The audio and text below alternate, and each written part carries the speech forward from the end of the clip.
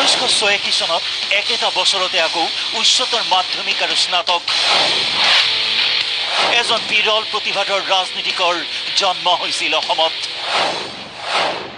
কোন তেওঁ? হয়, 1984 চনত খানাপাৰাৰ কেন্দ্ৰীয় বিদ্যালয়ৰ পৰা মেট্ৰিক উত্তীৰ্ণ হৈছিল তেওঁ।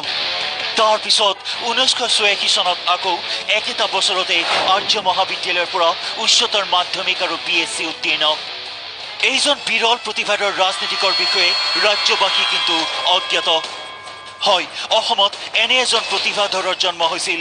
নাম তেওঁৰ জাতিদ্ৰোহী বুলি আখ্যা পোৱা হোজাইৰ বিধায়ক শিলাদিত্যদেৱ। একেটা বৰ্ষতে উচ্চতৰ মাধ্যমিক আৰু স্নাতক উত্তীৰ্ণ এইজন বিৰল প্ৰতিভাধৰৰ কাহিনী পোহৰলৈ আনিছে RTI কৰ্মী ভৱেন সন্দিকৈয়ে। এয়া চাওক এইখন 2011 চনৰ বিধানসভা নিৰ্বাচনৰ সময়ত শিলাদিত্যদেৱে দাখিল কৰা মনোনয়ন পত্ৰ। মনোনয়ন পত্ৰখনত স্পষ্টকৈ উল্লেখ কৰা হৈছে 1984 তেওঁ চেণ্ট্ৰেল স্কুল খানাপাৰা দেখাইছে। 1986 তেওঁ আৰ্য কলেজৰ পৰা তেওঁ হায়াৰ ছেকেণ্ডেৰী পাছ কৰা দেখাইছে আৰু 1986 তেওঁ আৰ্য কলেজৰ পৰা BSc পাছ কৰা দেখাইছে।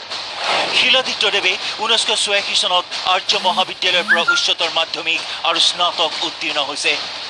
2016 চনত আকৌ দাখিল কৰা মনোনয়নত তেওঁ উল্লেখেই নকৰিলে উচ্চতৰ মাধ্যমিক কোন চনত ক'ৰ পৰা উত্তীৰ্ণ হৈছে। এতিয়া আমাৰ দুখন শপতনামাত দুটা তথ্য আৰু ইয়াৰ পৰিৱৰ্তে বিভিন্ন মঞ্চত তেওঁ আচলতে অসমৰ বাহিৰত পঢ়া বুলি কয়। গতিকে আমাৰ অলপ সন্দেহ হৈছে এজন জনপ্ৰতিনিধি হিচাপে আচলতে তেওঁ ক'ত পঢ়া।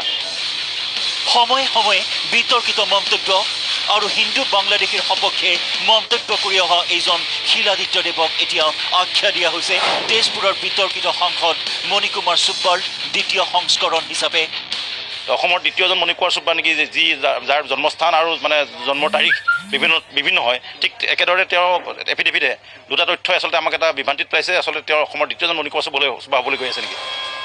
কিন্তু প্ৰশ্ন হৈছে একেটা বছৰতে উচ্চতৰ মাধ্যমিক আৰু স্নাতক উত্তীৰ্ণ হোৱা এইজন বিৰল প্ৰতিভাধৰ ৰাজনীতিকৰ শৈক্ষিক জীৱন মনোনয়ন পত্ৰত উল্লেখ কৰাৰ পিছতো কিয় নিৰ্বাচন আয়োগৰ এই কথাটো দৃষ্টিগোচৰ নহ'ল।